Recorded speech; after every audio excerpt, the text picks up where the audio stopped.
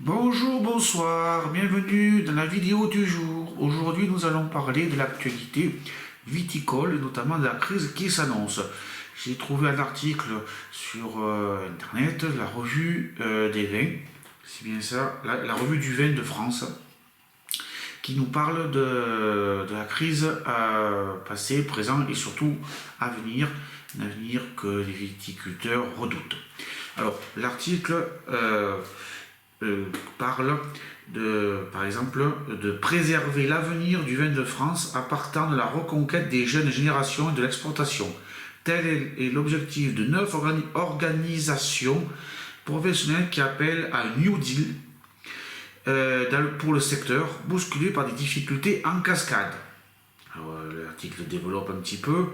La consommation de vin a déjà baissé d'environ 70% en 60 ans dans le pays, et de nouvelles projections réalisées à la demande de la filière feront douter une contraction de 20% du marché du vin sur les 10 prochaines années, avec des conséquences sociales redoutables, expliquent les organisations dans un communiqué. Les vignerons ont parallèlement fait face à plusieurs coups durs ces dernières années, qu'il s'agit des aléas climatiques, de la hausse de leurs coûts de production ou de l'inflation rognant le budget des ménages. Tout ceci n'engage rien de bon, bien évidemment. Plusieurs aides ont été mises en place par les pouvoirs publics pour les aider à surmonter les difficultés conjoncturelles.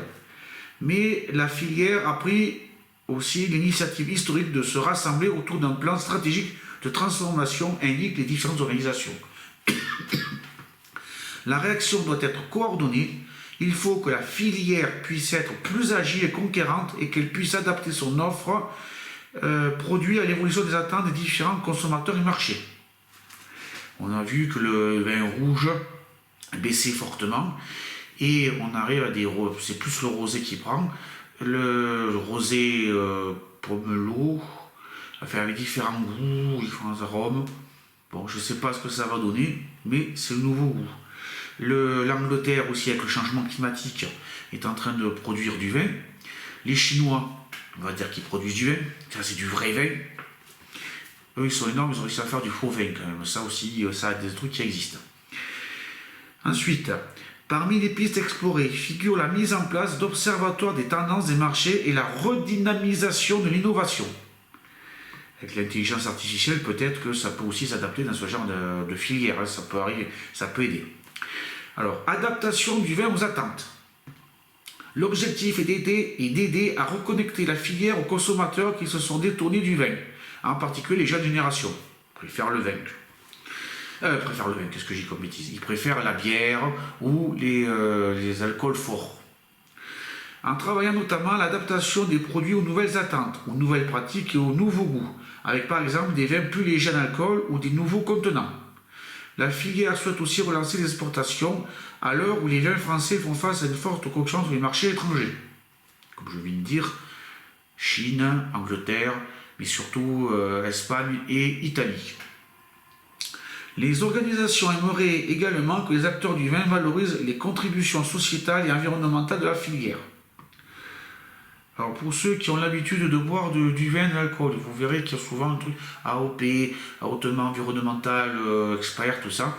Donc ils s'adaptent, ils investissent. De l'investissement y est. Est-ce qu'on va réussir? Je l'espère. Restons positifs. Les 9 organisations participant à cette stratégie sont le Comité national des interprofessions des vins à appellation d'origine et à indication géographique, l'Union des maisons et marques de vin, la Confédération nationale des producteurs de vin et eau-de-vie de vin à appellation d'origine contrôlée, la Confédération des vins IGP de France, la Coopérative agricole, Vignerons coopérateurs, les Vignerons indépendants de France, Vins et Sociétés, ainsi que les syndicats agricoles, Jeunes agriculteurs et FNSEA selon une source AFP. Voilà ce qu'on pouvait dire sur ce petit article, ce petite vidéo, le haut du jour.